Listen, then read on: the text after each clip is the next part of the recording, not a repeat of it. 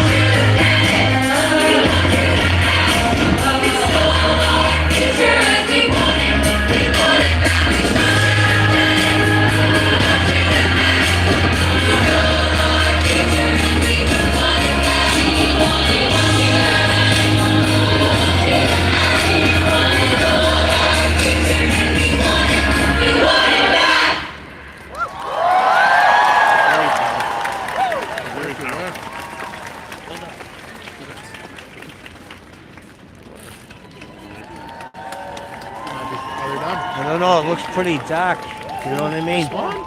That may be a problem, I don't know. I paid good money for this ticket. Yeah. Unless the lights come on when they arrive. What time is it? Should be here. It's only 4:24. Practically has 20 minutes. Zero. He's still at Logan. Huh? He's still at Logan. I saw a picture of him in the comments. Oh, he was getting in the common? No, they're not, yeah, they're not at Logan. Driving by. They left Logan a while ago. Yeah, they're Yeah. Where's Logan? We're going home. They're in Logan. 威廉王子已经到了，现在可能在市政厅。 Yeah, I went to the... Is it in? Well, he got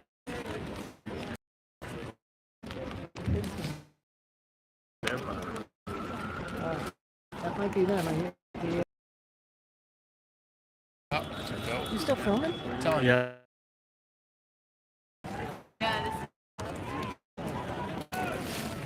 Let's go Celtics.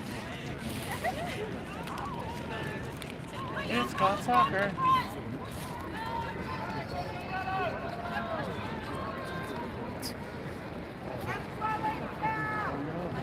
What happened?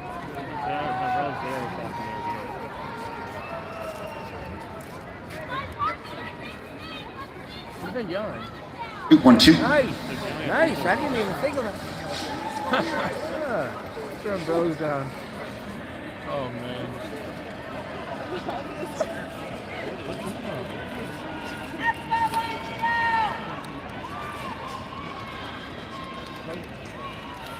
better view then at the end of the day? This angle? No, I paid good money for this view. Someone over there is yelling, put the umbrellas down. Right. I mean, you get a better buy view. four- Yeah, Outside I tickets for want to nothing. keep mine up and have. What are you listening to? Sounds of the environment. Here comes the tea. Yeah, Boyle's Nations. Is it still raining? Wait, they're gonna sing the king, right? Sing the king if they gotta sing this thing? There's no queen. Did they bring the London Children's Chorus? Are they gonna Yeah, fight? it's gonna be like pitch perfect. Throw hands? Yeah. Love you. It's crazy. I've never come this close to like a famous person. Really? Yeah, really, honestly, not really. I ran into JD Martinez. Who's that? That's a Patriot. The Red Sox, sorry. When I worked with them Nice. by accident. He was rocking off his COVID tracker. Wait, it's a guy? Huh? Is it Katie? No. It's a COVID tracker. MLB he had to wear a COVID tracker to make sure that you. COVID Striker? Whoa. They got him on ankle bracelet. Yeah. It's Almost. so funny. Because they were like, if you're like Sorry. 2 hours with some like near someone who has positive, they want to track it. Dude, that's so stupid, but I totally understand it. When you're a player, you don't get the freedoms of everyone else. You're a money-making machine. Like, there's an old guy in the suit. You're practically proper. There's an old guy in a suit. And not like 5 million. Like 5 billion. Paid good money for that team.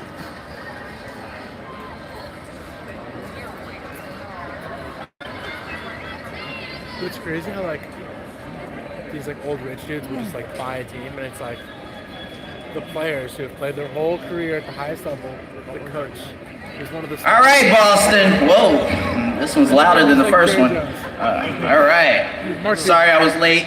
It's a long walk. We're ahead of time, so I just want to again thank the Boston Children's Chorus for that wonderful selection, and their organizer Andres. And I'm gonna take a small break, so keep the energy up. I know it's in, but talk amongst yourselves, take some pictures, because the city is going to be lit green tonight. We are excited about that, and we are excited about environmental justice, right? Woo! This is Boston. Show our visitors what Boston is all about.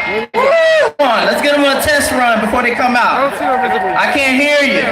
This is the city of champions, right? The city of champions. All right, so I'll be back before our next speaker. So talk amongst yourselves, take some pictures, and celebrate the greatest city in America, Boston. In the world. The greatest city in American-speaking country. American English. Shit.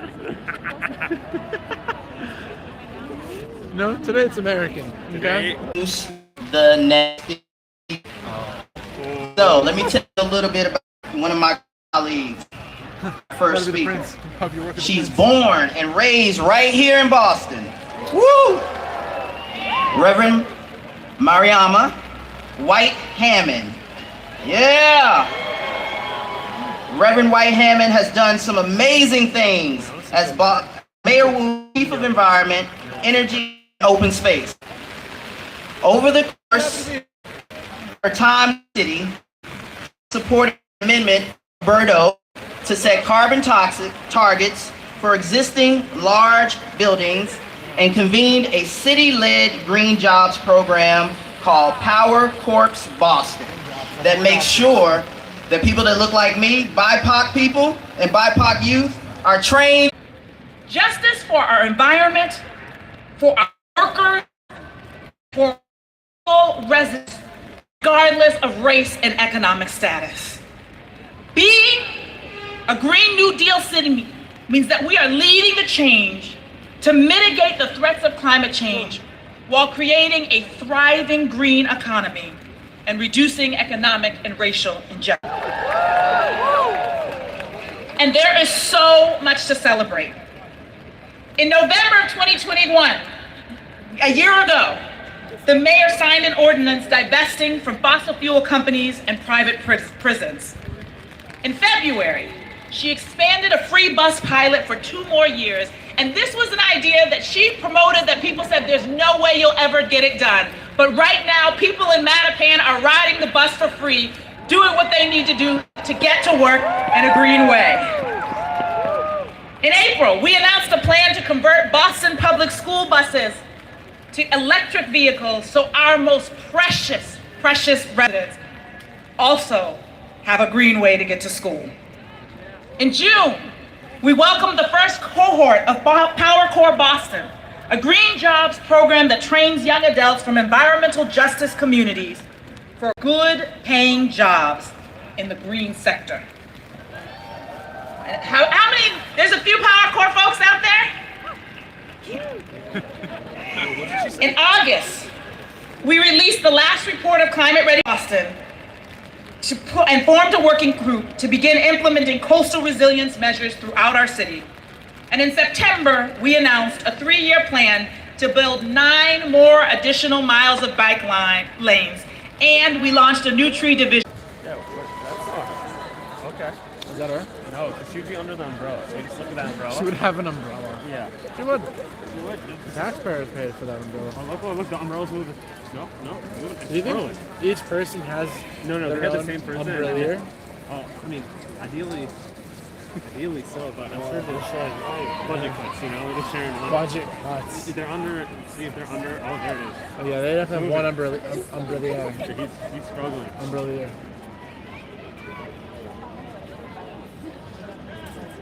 We love you, England. 0-0.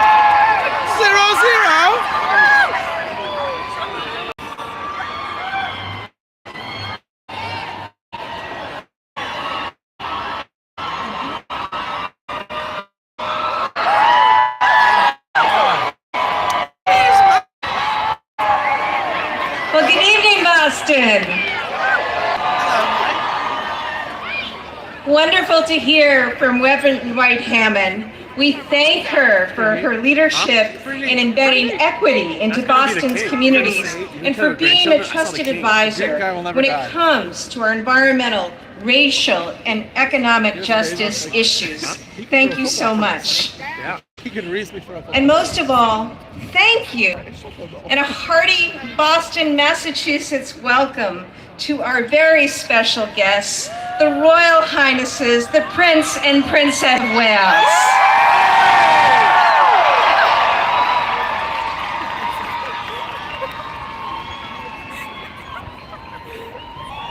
We are absolutely ecstatic, so excited and delighted your commitment to climate issues and social change, as well as an unyielding commitment to our young people. We are so grateful as a city, as a state, as a country for your commitment, and we welcome you here.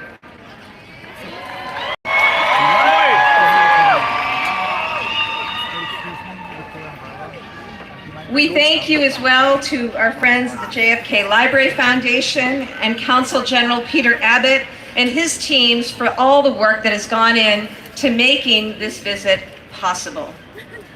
I am proud, as your Attorney General and Governor-elect, to share this moment with so many international, national, state, and local leaders who are committed to addressing climate change and environmental justice. First among them, of course, our terrific Mayor of Boston, Mayor Michelle Wu. We thank her. We thank her for her partnership, her leadership in achieving our clean energy goals in Massachusetts, and for hosting Earthshot right here in Boston. We are delighted to showcase all of the incredible innovation and leadership that we are doing to address the climate crisis. As we stand here today, we know the world is still reeling from a summer of climate calamities. Raging fires in Canada, the Western United States, and Europe. Deadly flooding and record-breaking rainfalls in Europe and China. Extensive heat waves blanketing Europe and the United States. These dire impacts of climate change stress our power and our public health systems and disproportionately harm our disadvantaged and low-wealth communities. The need for innovation and leadership has never been more clear. In the next decade, we must make the right choices and find affordable environmental solutions. Highnesses bring is a spirit of optimism. The Earthshot Awards highlight the promise. While the climate crisis is our greatest challenge, it is also our greatest opportunity.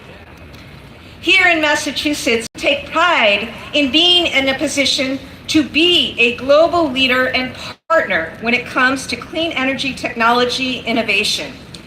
We're home to some of the world-class institutions, research entities, world-leading innovators and scientists, as well as grassroots community organizations that are committed and effective.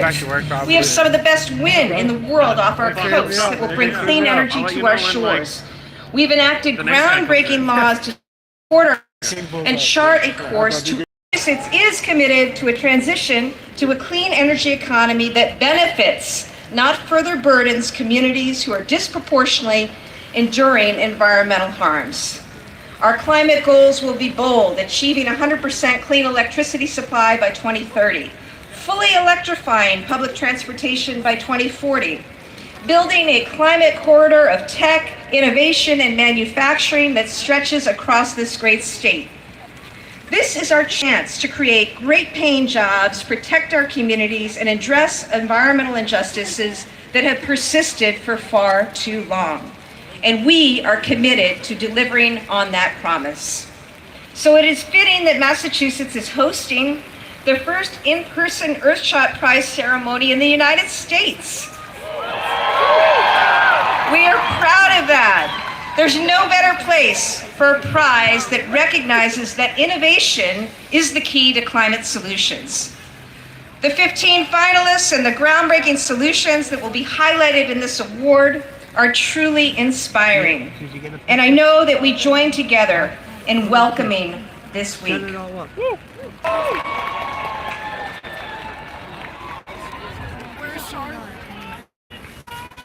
Your Royal Highnesses,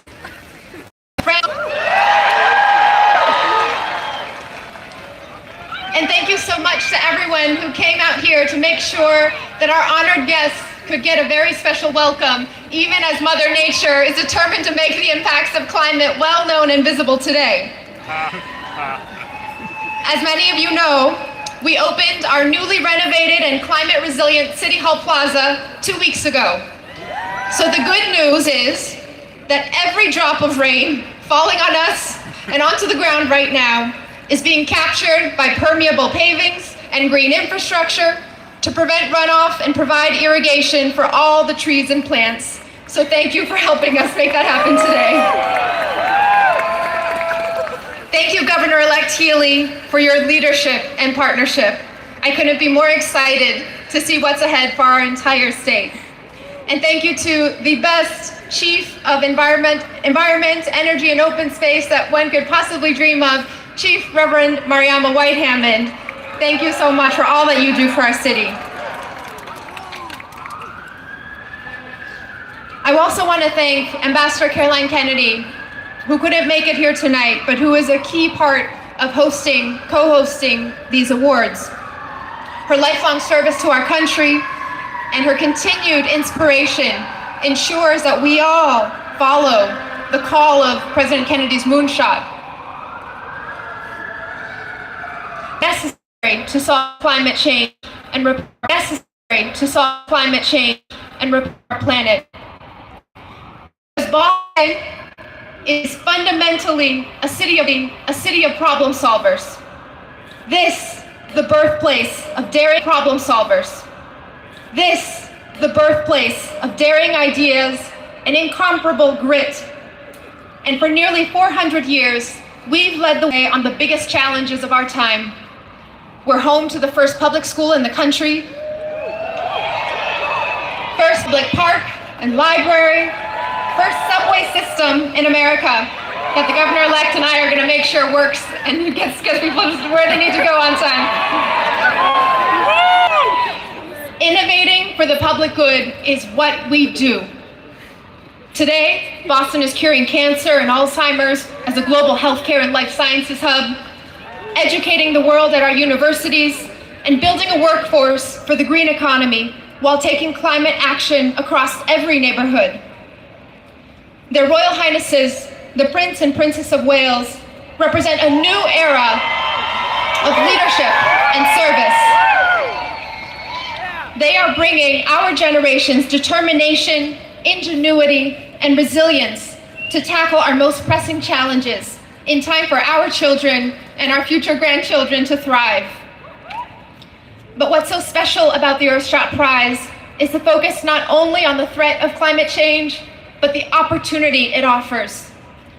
The beauty and possibility in coming together to preserve our planet as a welcoming home for all.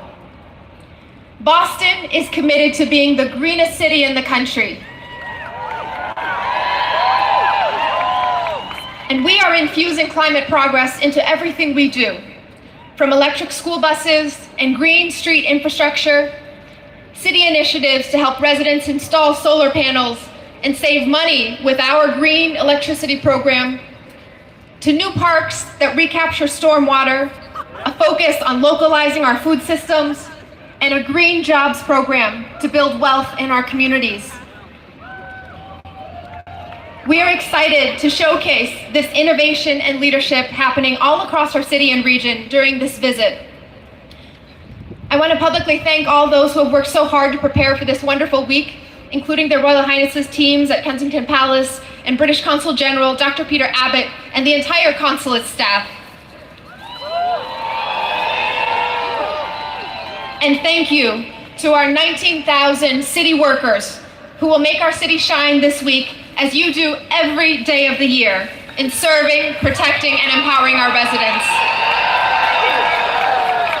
We are also grateful for their Royal Highnesses using their platform to highlight the climate progress happening here and around the world. On behalf of the people of Boston, it is now my honor to welcome to the podium and to our great city, the founder of the Earthshot Prize, His Royal Highness, the Prince of Wales.